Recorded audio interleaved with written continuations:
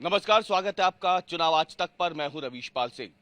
मध्य प्रदेश की राजधानी भोपाल में शनिवार देर रात तक गृह मंत्री अमित शाह भाजपा कार्यालय में महत्वपूर्ण बैठक लेते रहे।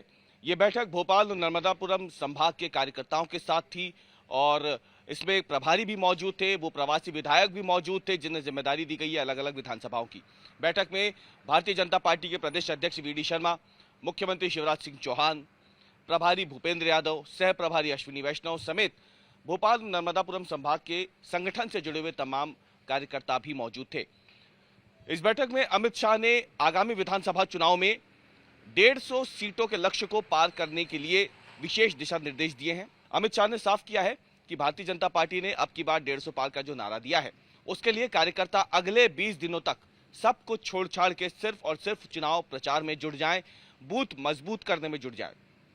अमित शाह वैसे भी बूथ लेवल मैनेजमेंट पे काम करने में माहिर माने जाते हैं और अमित शाह की रणनीति का ही हिस्सा होता है कि भारतीय जनता पार्टी अलग अलग विधानसभा चुनावों में एक के बाद एक जीत दर्ज करती आती रही है। हालांकि पिछला विधानसभा चुनाव मध्य प्रदेश में देखा जाए तो शिवराज सिंह चौहान के चेहरे पर लड़ा गया था। इस बार के विधानसभा चुनाव में मुख्यमंत्री का चेहरा भले ही कोई ना हो, लेकिन अमित शाह ने पूरा चुनाव जो है अपने हाथों में लिया हुआ है। 3 दिनों के दौरे पर अमित शाह मध्य प्रदेश में हैं और इसी के पहले दिन अमित शाह भोपाल और नर्मदापुरम संभाग की बैठक लेने देर रात शनिवार को भोपाल पहुंचे। भाजपा कार्यालय में यह बैठक हुई। कार्यकर्ताओं को अमित शाह ने साफ कर दिया है कि अगर उनके मन में किसी बात को लेकर नाराजगी है, अगर वो असंतुष्ट हैं, तो शीर्ष नेतृत्व से बात करें मध्य प्रदेश इकाई के। अगर यहां भी बात नहीं बनती तो अमित शाह ने मुख्यमंत्री शिवराज सिंह चौहान, वी.डी. शर्मा, हितानंद शर्मा, इन तमाम लोगों को कह दिया है कि यदि कार्यकर्ता चाहे तो अमित शाह से उनकी सीधी बात करा सकते हैं। अमित शाह से फोन पे वो बात करा सकते हैं। मिलना चाहे तो अमित शाह का जब दौरा हो मध्य प्रदेश तो वो उनसे मिलवाएं भी, अगर किसी तरीके की कोई नाराजगी है। दरअसल इसके पीछे अमित शाह का गणित बिल्कुल साफ है। जबलपुर संभाग की जब वो बैठक लेने गए थे तो उसमें भी अमित शाह ने साफ कर दिया था कि धीरज पटेरिया जो नाराज चल रहे थे, जिनके समर्थकों ने भूपेंद्र यादव के साथ झूमा झटकी की थी क्योंकि उनका टिकट कट गया था, तो अमित शाह ने धीरज पटेरिया से भी मुलाकात की। धीरज पटेरिया को आश्वासन दिया कि यदि सरकार बनती है तो उन्हें बड़ी जिम्मेदारियां दी जाएंगी। ऐसे में अमित शाह बिल्कुल साफ कर चुके हैं कि अगर कोई नेता कार्यकर्ता असंतुष्ट है टिकट वितरण के बाद तो सरकार बनने पे उसकी नाराजगी को दूर किया जाएगा, उसे बड़ी जिम्मेदारियां दी जाएंगी।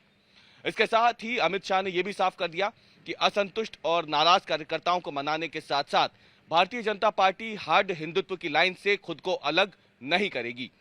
कमलनाथ और दिग्विजय सिंह पे तो हमला कार्यकर्ता और जनता पार्टी लगातार करेगी ही, लेकिन इसके साथ ही हार्ड हिंदुत्व की लाइन पर भी जनता के बीच जाकर के भारतीय जनता पार्टी को काम करना होगा।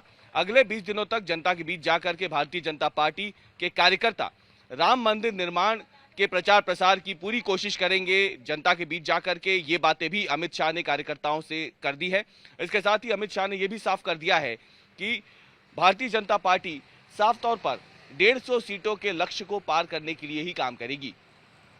सबसे बड़ी बात यह है कि अमित शाह ने उन प्रवासी विधायकों को भी इस बैठक में बुलाया था जो मध्य प्रदेश के बाहर से आए हुए हैं। गुजरात हो, उत्तर प्रदेश हो, हरियाणा हो, राजस्थान हो, महाराष्ट्र हो, इन तमाम जगहों से कार्यकर्ताओं को, विधायकों को बुलाया गया था और ऐसे में ये कोशिश की गई थी कि इन्हें अलग अलग विधानसभा क्षेत्रों में वहां जो भारतीय जनता पार्टी के उम्मीदवार होंगे उनके समर्थन में काम भी करना है। इसके साथ ही भारतीय जनता पार्टी की रीति नीति के बारे में भी बताना है। इन प्रवासी विधायकों से भी शनिवार देर रात अमित शाह ने बैठक के दौरान फीडबैक लिया है और फीडबैक के आधार पर जिन सीटों पर भारतीय जनता पार्टी कमजोर लग रही है वहां कार्यकर्ताओं को, संगठन को ज्यादा मेहनत करने के निर्देश अमित शाह ने दिए हैं। अमित शाह की यह बैठक इसलिए भी ज्यादा महत्वपूर्ण हो जाती है कि आपको बता दें कि 3 दिनों के मध्य प्रदेश दौरे पर अमित शाह बड़ी चुनावी सभाओं से दूर रहेंगे और ज्यादातर ध्यान जो है उनका वो बूथ लेवल मैनेजमेंट पे होगा, संभाग स्तर पर संगठन की बैठक पर होगा। और यही वजह है कि अमित शाह 3 दिनों के इस दौरे में जबलपुर, छिंदवाड़ा, भोपाल, नर्मदापुरम, रीवा, शहडोल, इंदौर, उज्जैन, ग्वालियर, इन तमाम जगहों पर कार्यकर्ताओं के साथ महत्वपूर्ण बैठकें करेंगे ताकि यही कार्यकर्ता बूथ स्तर पर जाकर के भारतीय जनता पार्टी के लिए मजबूती से अगले 20 दिनों तक काम करें, जिसका फायदा आगामी विधानसभा चुनाव में भारतीय जनता पार्टी को हो। देखना यह है कि अमित शाह के इस होमवर्क के बाद, अमित शाह के इस क्लास के बाद आखिरकार भारतीय जनता पार्टी जहां पे टिकट वितरण के बाद से असंतोष पनप रहा है उस असंतोष को कितने हद तक काबू किया जाएगा और आगामी विधानसभा चुनाव पे अमित शाह के इस 3 दिनों के मध्य प्रदेश दौरे का भारतीय जनता पार्टी के प्रदर्शन पर कितना असर पड़ेगा।